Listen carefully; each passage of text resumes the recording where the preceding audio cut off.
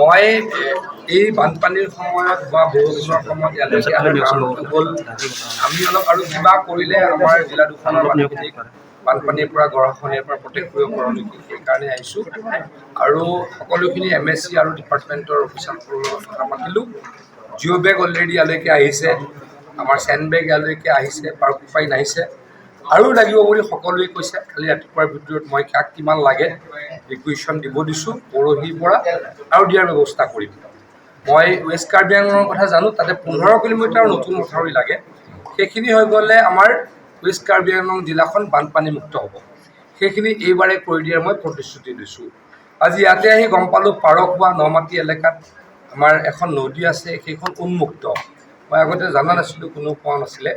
সেইখনতো 5 কিলোমিটাৰ মথাউৰি ইতিমধ্যে দিয়া হৈছে, ভৱিষ্যতেও তাত দি পেলাই মথাউৰি দি বানপানীমুক্ত কৰা হ'ব। সেইকাৰণে সেই দুটা উদ্দেশ্যতে আহিছিলোঁ। কালি আমি আমাৰ ডংকা ফালেও যাম, আমি তাতো অলপ বানপানী, মই কৈছোঁ তাত ইতিমধ্যে প্ৰায় 70 কোটিমান টকা যোৱা 3 বছৰত দিছোঁৱেই।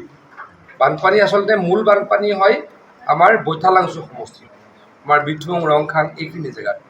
তাত আমি প্ৰায়খিনি মথাউৰি বনাইছোঁৱেই। এইবাৰ আকৌ কৈছে যে 15 কিলোমিটাৰ মথাউৰি মাৰিব লাগে। সেইখিনি মাৰিলে মোটামুটি যদি মথাউৰি নতুনকৈ নাভাঙে তেতিয়াহ'লে আৰু আমাৰ পশ্চিম কাৰ্বি আংলঙত পানী নহয়। সেইখিনি কৰিবলৈকে প্ৰতিশ্ৰুতি দিছোঁ, আৰু সেই কথাখিনি পাতিবলৈকে আজি ইয়ালৈকে আহিলোঁ। কালি আমি পশ্চিম কাৰ্বি আংলঙলৈ যাম। মানে সেইটোৱেতো কৈছোঁ, তাৰ কাৰণে মথাউৰি আমাৰ কপিলি দিয়ে পানী আহে। বৰপানীটো কৰিবলৈ চেষ্টা কৰি আছোঁ লাহে লাহে। মই এতিয়া আমি কপিলিখিনি কৰি লওঁ, বৰপানীখিনিও লাহে লাহে কৰিবলৈ। ডিব্ৰুগড়ত বানপানীটো আৰ্টিফিচিয়েল ফ্লাড। ডিব্ৰুগড় টাউনৰ বানপানীটো আৰ্টিফিচিয়েল ফ্লাড, বৰষুণ বেছি হোৱাৰ কাৰণে। এইটো জলসম্পদৰ দায়িত্বত নপৰে, তথাপিতো আমি চব লাগি আছোঁ।